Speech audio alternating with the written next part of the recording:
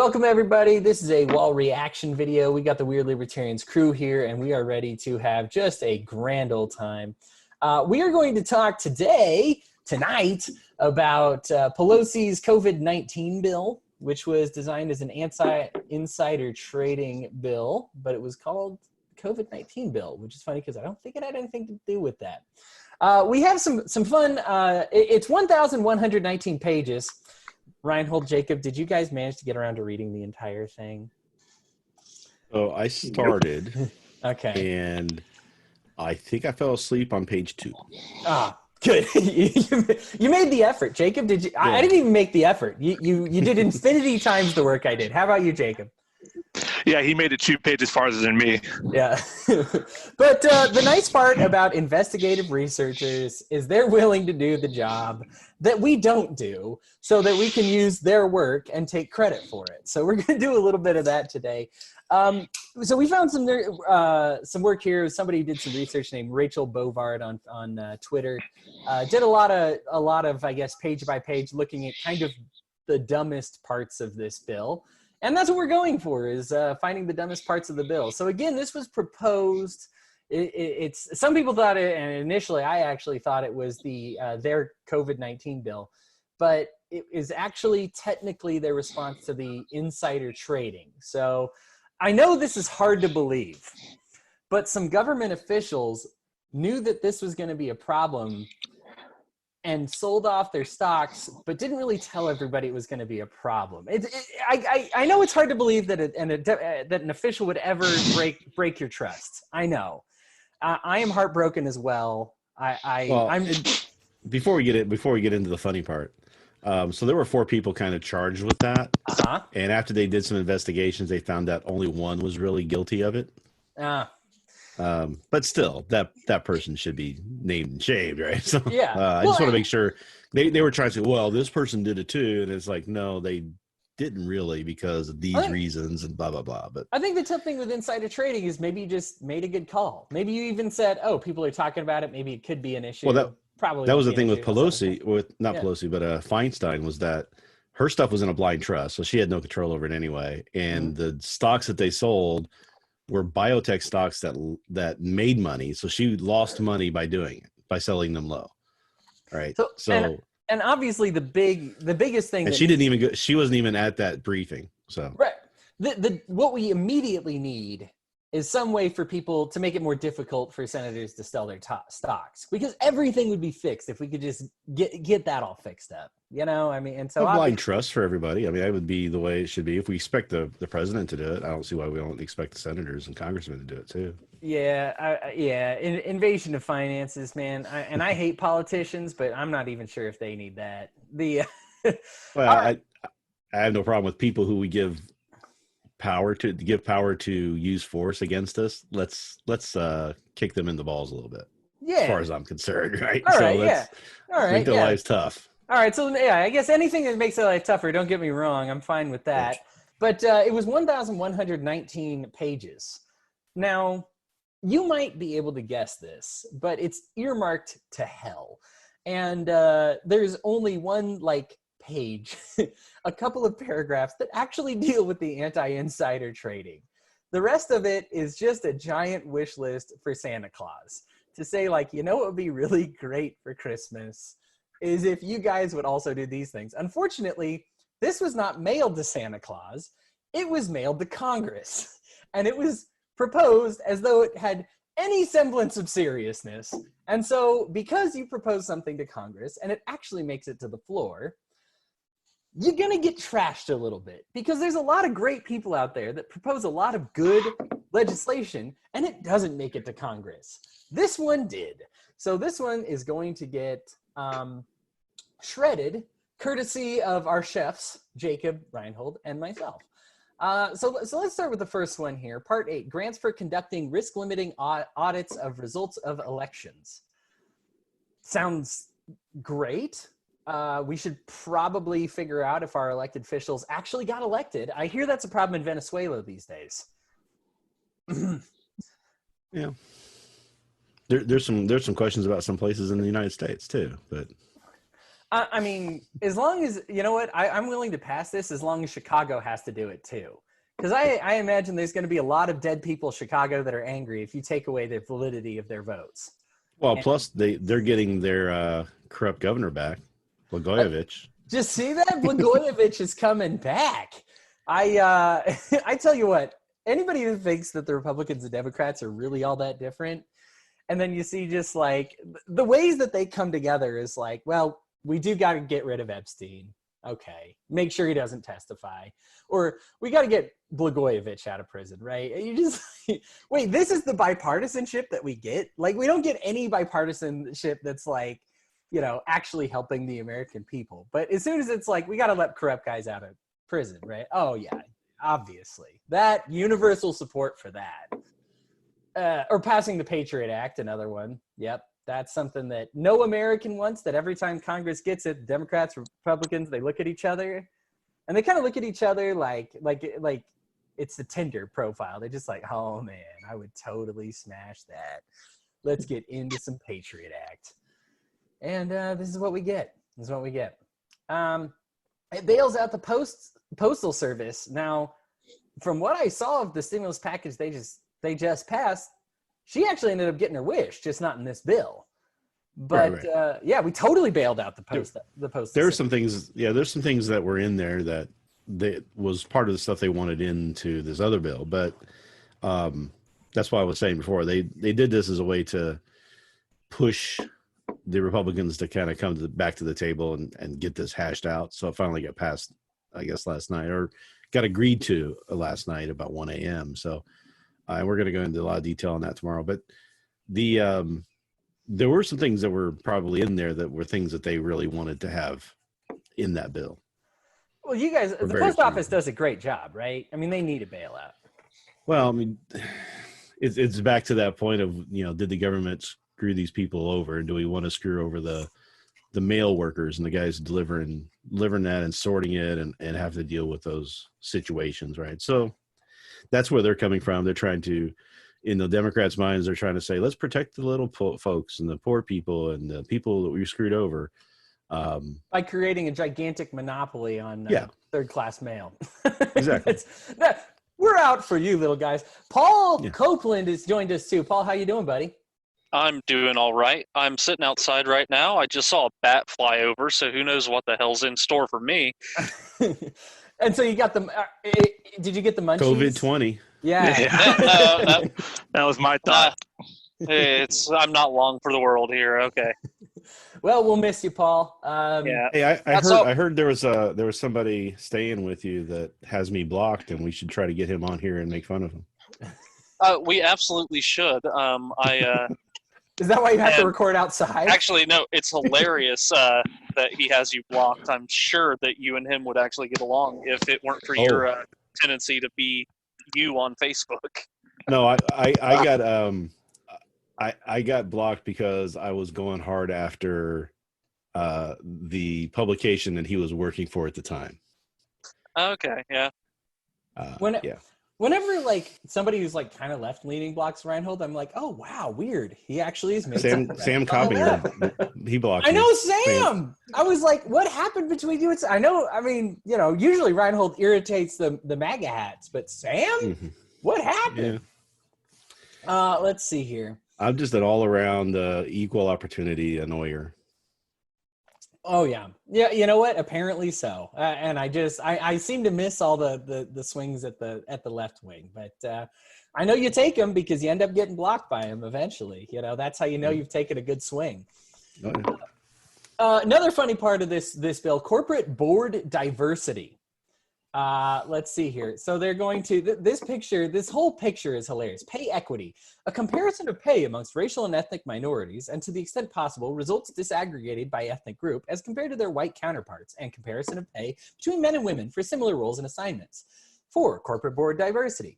Corporate board demographic data, including number of board members, gender, race, and ethnic identity of board members, and to the extent possible, results disaggregated by ethnic group, otherwise known or provided voluntarily, board position titles, as well as any leadership and subcommittee assignments.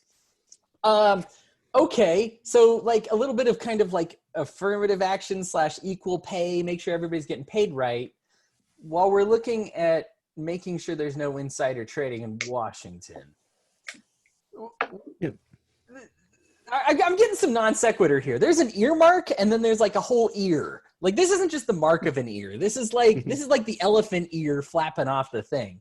Yeah, it's all policies that you're trying to get placed in here, right? So, we couldn't get this in another bill, so let's get it in this one. And I don't know how many times I've seen bills with that where it's like, it's about this one thing, and we've got all this stuff in here for this one purpose, but we can't get it passed unless Senator Joe over here gets his thing that he's been trying to get passed for 2 years, unless he gets it added to the bill. We get it through that way.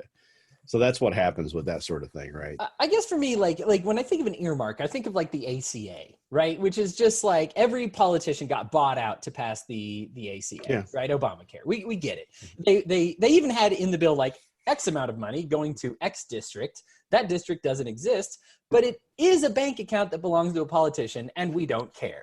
And so it's like, okay, I get that. That's an earmark, right? But at least even Ron Paul was real big on earmarks. Took a lot of transportation stuff, right? He got called out. What he would do is he would get his stuff into a bill, and then vote against the bill, and then say, "I'm voting against it because there's all these earmarks in it." But he wanted those earmarks. He put them in there to get him so he could take back to his state and make sure he stays reelected.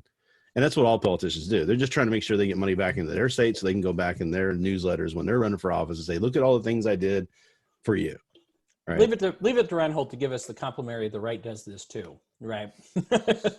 Well, not just the right. I mean, Ron is kind of in the, not right. Oh, are you going to say right? Ron's in the middle? Oh, I love this. This is the most successful video we've ever had. All right, so Ron is considered middle ground libertarian. Thank you, Rhinehold. We can go ahead and end this now. Board diversity. I think the funny thing is the reporter who called this was like, I am kind of for these things, but that's the bill, right? Like the ACA, the point I was going on with the ACA, it's like, okay, the point is this, and I need to buy you out with this. With this, the point is supposed to be limiting insider trading, but let's tag on. This isn't even a buyout. This is just a plank. This is just a whole different bill. This is like a whole other thing, let's change the whole country. Might as well throw the Green New Deal in here while you're at it. Well, man, I think they tried to with some of this stuff, right? So, I mean, remember how they made it illegal to play poker online years and years ago. Yeah. They added it to a port bill, a bill that had to do with regulating the ports of the United States. Right. They added it in there. It had nothing to do with that. Right. So, I mean, that's how they do what they do, as it were. Anchors away, my boys. We got the Remso Republic showing up. Remso, how you doing, buddy? This day has gone from strange to weird. Uncle Steve's, America's sugar daddy, his whole give everyone a few $1,000s thing seems to have gone to shit. And after listening into what you all have discussed, I mean, I'm just surprised that they're not, I don't know, putting money towards Botox treatments, paying off mistresses. I mean, there's nothing. I'm so numb at this point. Like the fact that most of it was going towards the freaking Kennedy Center. I watched Trump on Fox earlier as an actual reporter in the press room asked them, what's all this money going to the arts? And he was like, well, I like it. And, they wanted something and we all wanted something. And don't you want to see Romeo and Juliet? And I'm like, bro, what the hell? Like, well, he was trying to say too, they wanted 35 million and we talked them down to 25, but it's a good thing. And I'm like, well, you're wrong. You're a terrible reporter.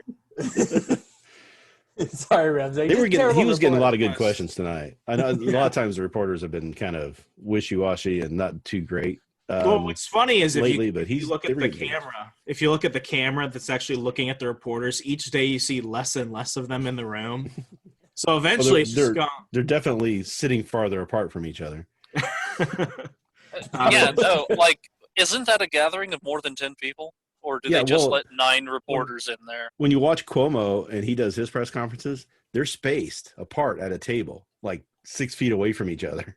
And you get up there and Trump's just like, hey, how you doing? And patting the guys on the arm. And it's like, dude. Between Cuomo and Trump, I still haven't seen any essential personnel either. I mean, they keep gathering. That's not the big question, though, Hodey. The big question is this. Have you all discussed what you're going to do with your Trump money? Oh, not quite yet. You know what? I already know. All right, Jake, what are you going to do, buddy? I put this in the group chat earlier. It's going towards a new rifle. I was not joking when I said that.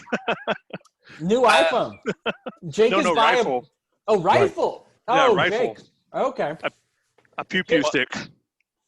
Yeah, well, I'm pretty strapped as it is, so I'm going to stick all of my money straight into the markets since they're crashed anyway. It'll go back up once, this inflation hits, and it'll hit record like 40,000 points on the Dow, and I'll just then roll that all over into my student loans and wipe away the debt.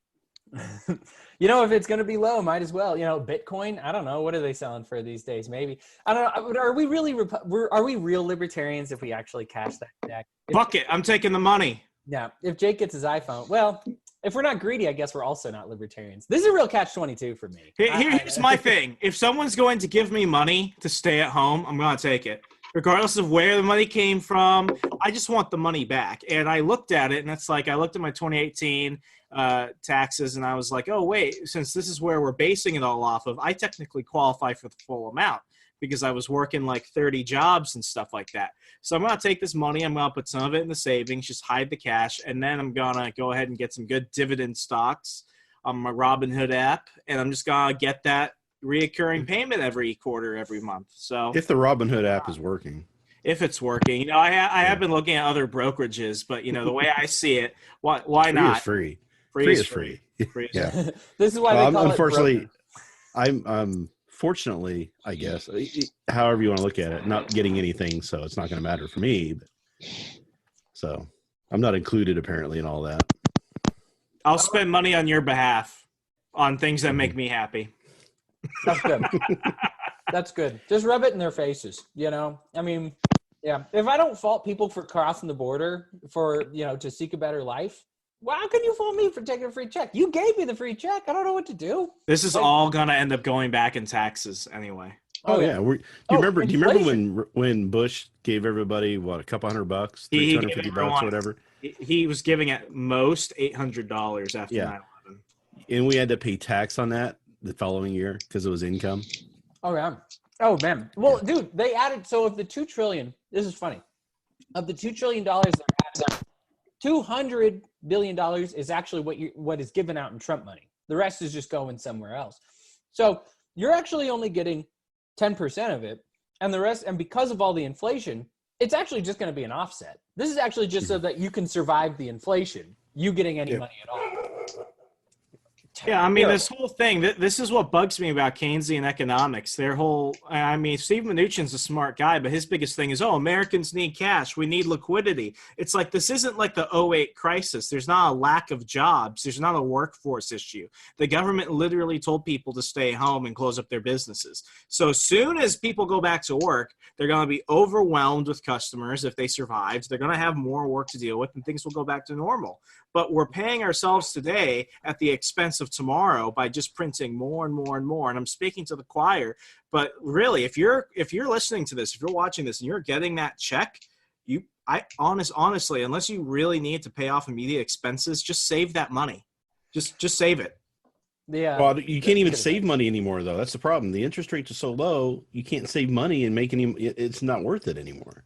So savings rates are based on where prime is, right? So when prime moves to zero, loans are always prime plus something. So that's okay when prime is zero.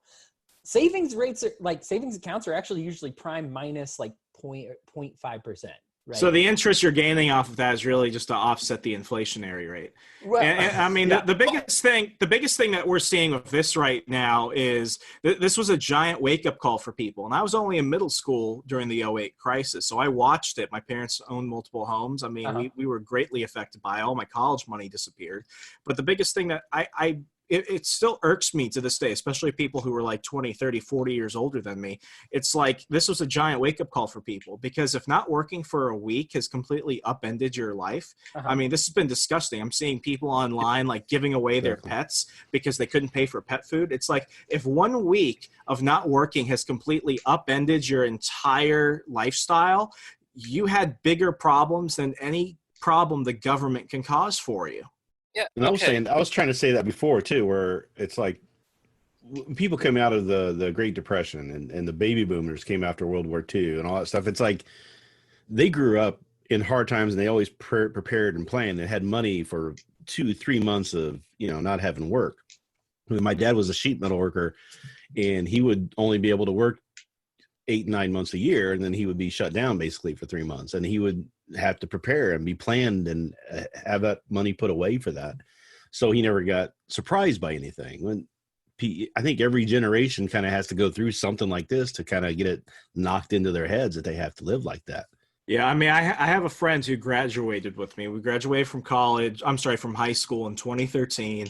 I finished my undergrad in 4 years. He's still, so this is 7 years later, he's still an undergrad, changed his major 3 times.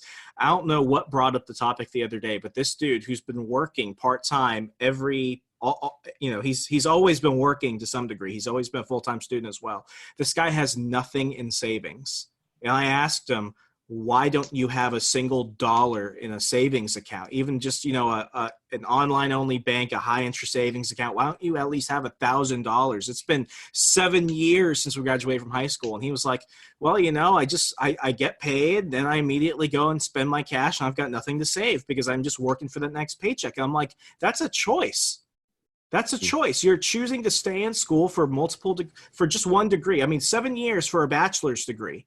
Switching your degree program off and on several times, 3 times now. Love him to death, but he's doing that. And it's like there are many people like that. They're literally running off of borrowed time.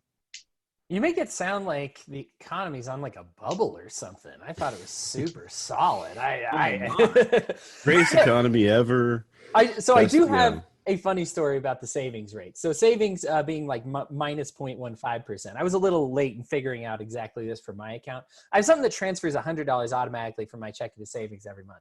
The reason I do it is because it assesses the savings immediately, and usually I get $100 and a penny after my $100 transfers. And then I'm like, all right, it's a free penny every month, right? And I transfer it back. This time I had $99.99 because my savings rate is actually below 0% because it's prime, which is 0 minus 0.15%. So I actually lost a penny this month. I'm going to go ahead and put that on hold. Otherwise, these pennies, my pennies, man, that's what's keeping me afloat, Remso. You're talking about people like making like $1,000 like loans and savings and stuff. For me, the penny is the only thing that's getting me by. Something my dad said when I was young and I was being really foolish. And it was like, at some point you're going to realize you don't want to just pay somebody your money. So you're working extra hours to pay somebody for the privilege of spending your own money ahead of time. Right. And that's what was, you put everything on a credit card and you start borrowing for this and borrowing for that. Well, you're paying interest rate. You're paying people money just to have that money early, and you're going to get tired of it at some point. Right. So, and I think that's where a lot of people have been living lately is just, I get everything I want and get it now and then not have to worry about saving up for it. I haven't had a car loan in 10 years. I don't want to do that ever again. Every car I buy, I pay cash for. I don't have any. The only thing I have that I pay monthly right now is my mortgage and student loans that I still can't get out of. So I'm trying, but can you imagine? Not working. Can you imagine if this bill got passed and all companies would have to do an assessment on the gender and ethnic diversity of all of their board members, and then pay them all the same, and they'll be like, "Oh yeah, that was the COVID bill." Oh yeah, that's right, the disease. How many times have they tried that in the past, though? I mean, we had, back in the Great Depression, they froze everybody's pay. We talk about how it's bad they shut us down. Well, they froze everybody's pay the same level, so nobody could get a raise. Well, businesses just said, "Well, we'll do this other thing. So they'll work around it, right?" So what they did then was they said, "We'll give everybody health insurance as a benefit to come work for us." So they would still get the better people, because they were giving them something of value. And then that's how the whole idea of your business that you work for paying for your health insurance got ingrained in our society instead of us being responsible and doing it on our own. So we're going to have, if this were to happen, we would have more unintended consequences from doing that, from trying to force a final product, a final solution of sorts. Phrasing is bad. I was wondering where that was going. but to say, oh, we want to make sure we had diversity in the boardrooms. I'm like, well, that's not how you're going to attain it. It is the final solution of diversity. It is for the good of the working man. Yeah. Yeah. And now we pass this. There is a disease, so we have to propose a final solution that kills everyone. Yes, we must wipe out the filth of this disease that is infecting our country, right? By disease, I meant Jewish people, right? Another thing I wanted to talk to is about. All right. Mute. All right. But we talk about the people not having money in their savings account, not being able to survive being out of work for 2 weeks. How bad are these businesses that they can't survive being shut down for 2 or 3 weeks? Right? I mean, what happened there? We everybody talks about how great the economy is and everybody's making money and business is great, but you can't be shut down for 2 weeks. Yeah. No, you weren't great. You're in bad shape if that's the case. And we have to bail out and spend how many billions of dollars to bail these industries out just because they were living so close to the edge for so long, thinking it was all going to just ride along. It's like with Boeing right now. I mean, I had a conversation with somebody who's in DOD, and they were basically like, man, Boeing's going to get bailed out regardless. They are incredibly important to our infrastructure because they're basically a pseudo-private wing of the government right now. So, of course, they're getting that money. But the thing is, I mean, they tried saying that lack of air travel with everything else and lack of engineers was, riding on the corona coattails. But when you look at the decisions they had been making with their new jetliners and everything else, I mean, Boeing had been making terrible decisions. So what they did was something I learned the other day. It's called the kitchen sink method, where basically you just put everything out there. You just grab all the bad news and you put it up front. You dump your stock. And now what we have right now is record low stock value for Boeing. So what you had was a lot of middle-class people panic selling their stocks in Boeing. So all these corporate executives, all they did was they bought back more of those stocks incredibly cheap. And now what they're going to be able to do is have a majority vote on all their decisions, all their bad decisions that led to this point. And then they're getting the bailout. So what they did for now was they suspended their dividend yield. And now they're just saying, oh, yeah, we'll make a profit eventually. These guys are going to get to dictate the yield on it. So what we basically did for everyone that panic sold their stock in Boeing, they've just made rich people richer. And it's the whole time. Every time something like this happened, it happened in 2008 too. It's happened every single time this has come across. The rich people know how to play the game and know what they're doing. They can afford to play the game, to say, okay, we're gonna buy low and get that. We're gonna do what we need to do and see it coming, get out, see it coming, get back in low, and we're gonna make money on the back end. Where everybody else is just like, this is the only way they can save money for the retirement. So they can't put it in a savings account and make any money on it. So they've been putting it in the stocks and 401ks. And now the 401ks are down to nothing. Well, they don't really know what to do about that. They don't have the money to play the game and get around it very well. They don't have the knowledge to do that either. So they're getting screwed. So it screws them, the poor people, it screws the middle class, and it makes the rich people rich. And when you hear the Democrats saying, the rich got richer and the poor got poorer, and you're like, well, it looks like a lot of people are doing pretty good. And we got a lot of people with iPhones. It's all on credit.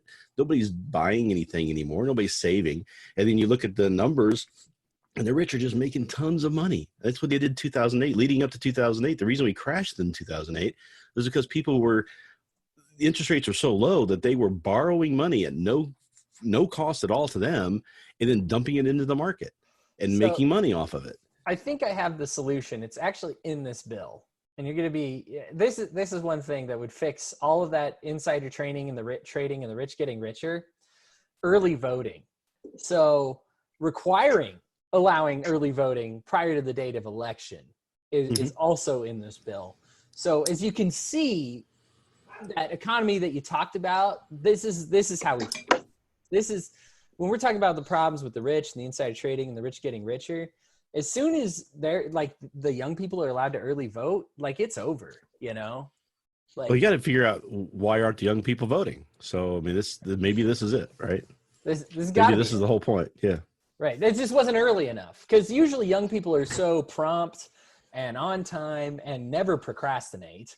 And, so it just benefits the procrastinating old rich people. And I think I'm being sarcastic, but it made it to the bill. So there it is. Somebody wasn't sarcastic about it. Same day voter registration. There you go. Another one that I even agree with, but that's another way that we stop all this insider trading, right? Is to let people register to vote the day of the election. So that's another good one there. Powerful tools. Yeah. This one, I love this one because this one, Nancy Pelosi actually put it in all caps and like bold font. Collective bargaining is in here. So for federal employees, sorry, all you private sector guys are going to have to wait. But public collective bargaining was in this as well. Division P, federal employee collective bargaining, and official time. So, when you're trying to stop people from insider trading and you're making a bill to help people with COVID-19, collective bargaining for federal employees it deserves a lot of caps. You should see the font size on this. It's actually so big that how they number them on the left side there, and when you're reading it, so that way you can read which line on which page. It's actually bigger than the numbering on the side. And it's just glorious. She felt that this is the one important takeaway from all of this thing, is that collective bargaining for federal employees is going to fix it all. There you go. So there you go. That stops now. Collective bargaining, as we all know, stops the rich from getting rich, right? Obviously. That's always worked in the benefit of the employees, right? Yeah. Like as I sip from like my latte. Like, I guess for me, like, I get that, like, there's some, like, here's a stupid thing. Like, taking a crap in a bush is a sex crime. And it's stupid, but at least, like, your butthole is out of your pants. And that's kind of like a sex thing for some people. And so, like, I okay. had to do that one time, and I used God's toilet paper, leaves. Yeah. There you go. Good.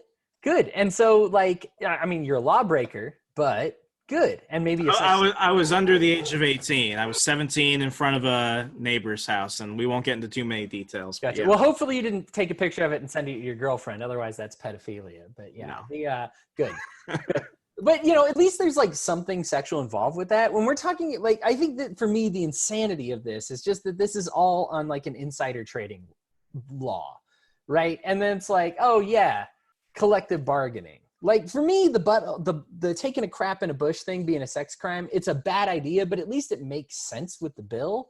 This is just like, I don't even get it, man. Like this is like from outer space. Like I know Nancy Pelosi put it together and she's spending, what was it? $250,000 just on liquor, just on her private jet. Like that doesn't include her ground liquor.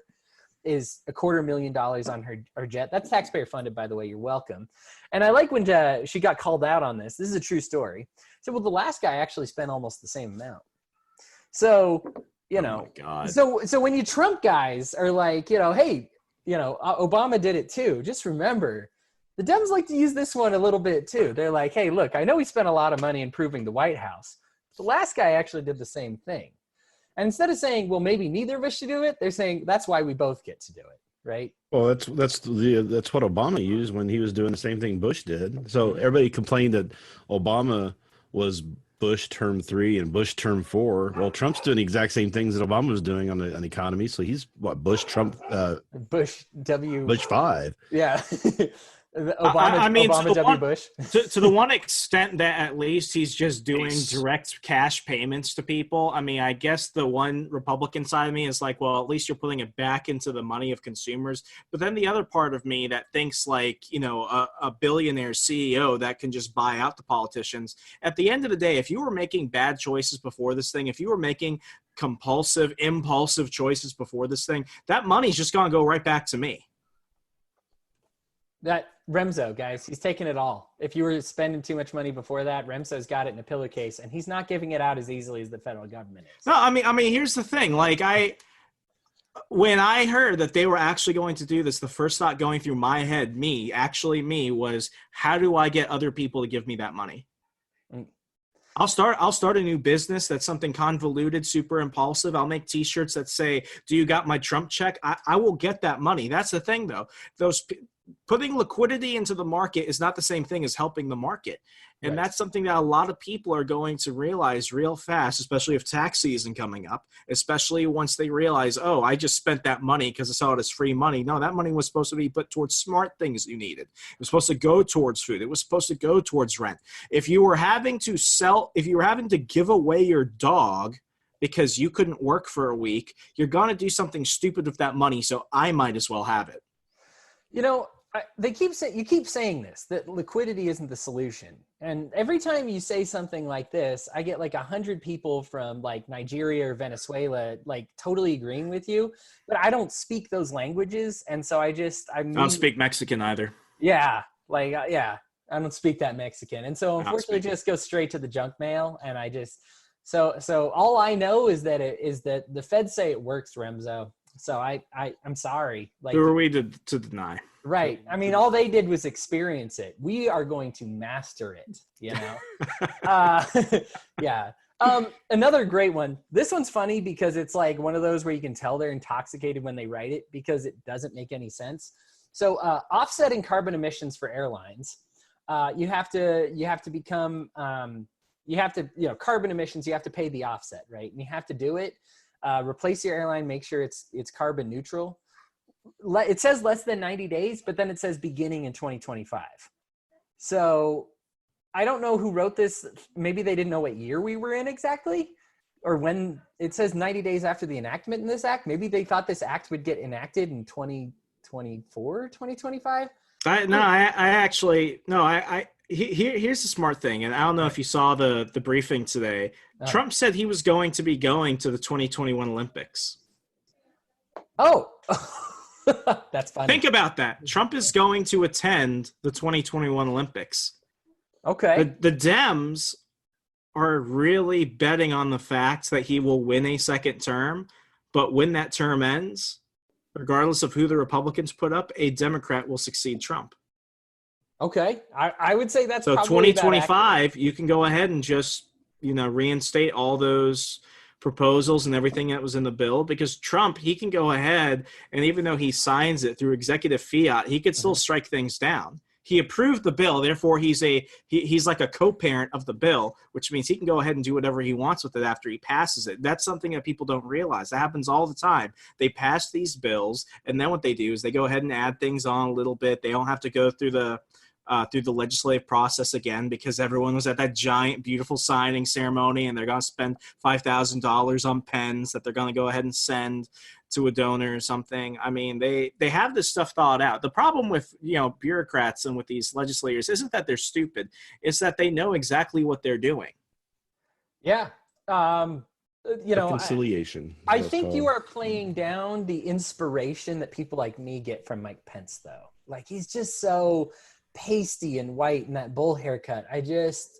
For me, he's the type of guy that I would want to have a glass of water with, and I feel like that's just don't underestimate that voting block. People like me that just like hate anything inspirational. Have a nice mayo sandwich on a nice mild weather day. Yeah. Wonder white bread too.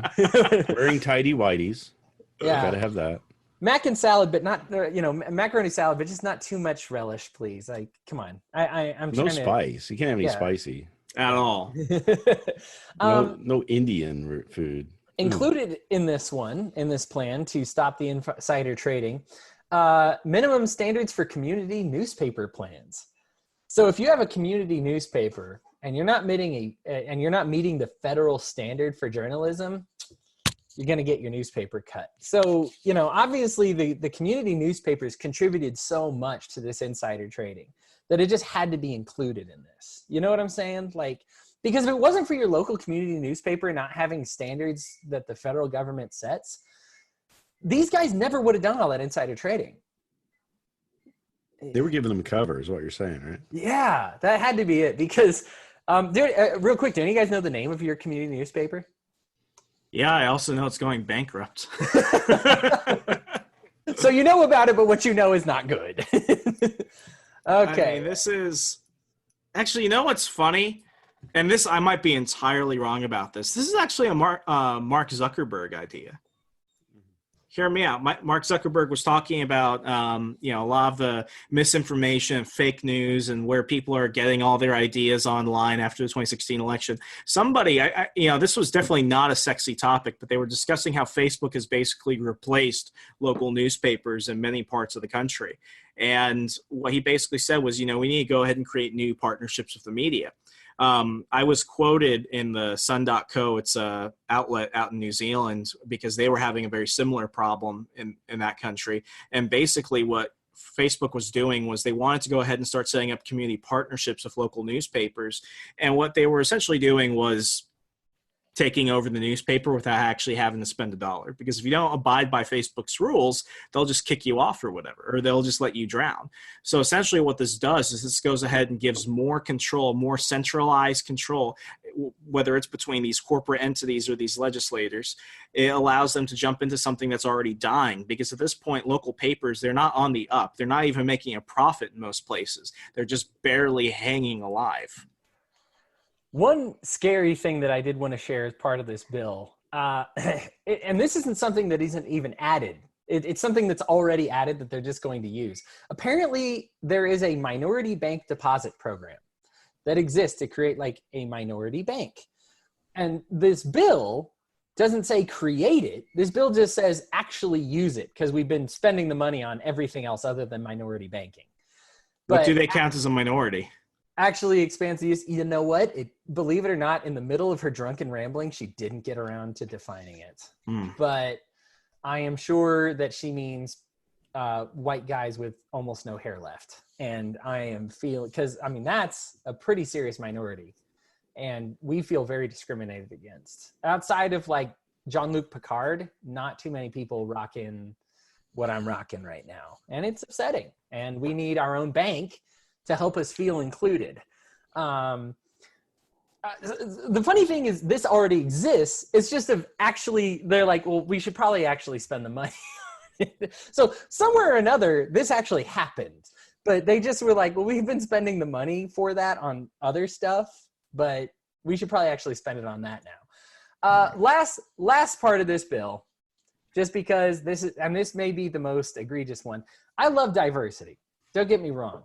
But this is word for word, any corporation that receives federal aid related to COVID-19 must maintain officials and budget dedicated to diversity and inclusion initiatives for no less than 5 years after the disbursement of funds. Okay, so a corporation, they sound big. They can be small, like a mom and pop type of shop. And you might receive federal aid because your small business got put under. You have to maintain officials. It doesn't say how many, but because that's plural, that's at least 2 officials, and you must maintain them. So 2 full-time employees, and have a budget dedicated to diversity and inclusion initiatives for your company if you get any of this money. What a load of bullcrap. I love diversity, and this is the reason when you take somebody who's like kind of right-leaning and want to turn them alt-right, this is the exact type of thing that you put in front of them. When you're just like, how about we do this? And they're like, you people are insane. And then they run off to their little alt-right hellhole. Joining the alt-right isn't right. You shouldn't do it. I'm definitely not advocating for that. But in case you wonder why it happens, crap like this is why it happens.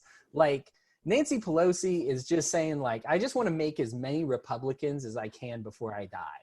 And this is how she's doing it, is by proposing crap like this. Like, just garbage. Just garbage. I mean, can you imagine your mom and pop shop having 2 full-time officials dedicated to diversity? I mean, it's mom and pop. How diverse can 2 people be? Yeah, just... I identify as whatever is needed to be some corporation's token minority, and I will not do any work. I will never fight you. Just give me a full-time paycheck and some benefits, and we will be good. For anybody out there who's listening.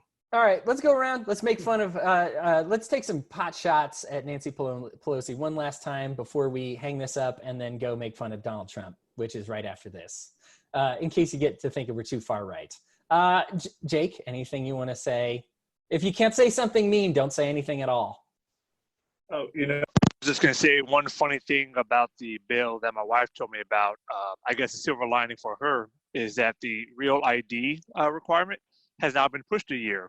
and she was about to be delinquent in that. So small victory in my household. So if there is a silver lining, it is that the Real ID, those of you that know what it is, just Google it. But the deadline got pushed like for a year, maybe. So my wife had that discussion with me maybe about 2 hours ago. She's like, hey, remember that problem I had? I don't have it anymore. Thanks, Corona. And I was like, okay. Thanks, Corona. You know? Well, you know what? Yeah. Next time I see you in a hat, I'm going to expect that to be a MAGA hat. I mean, he's following through for you, Jacob. You got to follow through for him. Yeah, absolutely. Rhinehold, do you want to say anything? About Pelosi or about the bills? Either one. Anything. We're trying to be funny. I don't know how funny it is, but I mean, I think people should understand that this is the real problem with the Democrats, is that they have good intentions, but they're miserable on execution and understanding what it takes to get to those, final conclusions. You're a bit more optimistic about their intentions than me. Go ahead, Remso.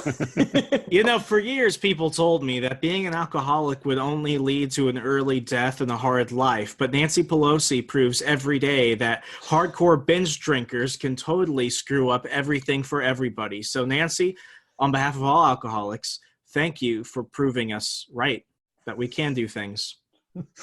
Alcoholics are people too. You know what? Maybe that's the minority she was talking about, Remso. She's talking about alcoholics. That's what it is. Well, you know what? I'm LDS, but I've got my excuse to drink because I want that Trump check. There you go. And I desperately want to write something as irresponsible as this and have people kind of forget it in a couple of years. So yeah, beautiful. It's a beautiful world. Don't forget it in a month. This is the United States. Oh, I'm overestimating the American people. You're right. I'm being dumb. All right, Remember guys, the Iranian we bombed last month? Oh, remember Iraq we bombed 2 weeks ago? Oh my God! No, we did that. Did anybody say anything about that? Sharpie. We bombed Iraq 2 weeks ago in the middle of all of this, and nobody said a word. Nobody Remember cared. Puerto Rico? Oh yeah, that's right. I'm surprised somebody hasn't come up. Can we sell Puerto Rico and just distribute their assets? I actually lobbied to make a bill to prevent Puerto Rico from ever being a state. Oh, okay. To prevent. And it I'm from Puerto ever Rican. That's you know what? There's the self-hating Jews and there's the self-hating Remzos, and he's making sure that more people like him can't get over here. That's what's going on. Guys, thanks so much. Stand by. We're gonna have some more fun making fun of Trump flip-flopping harder than Mitt Romney ever did. So give me just a sec, guys, and we're gonna have some fun.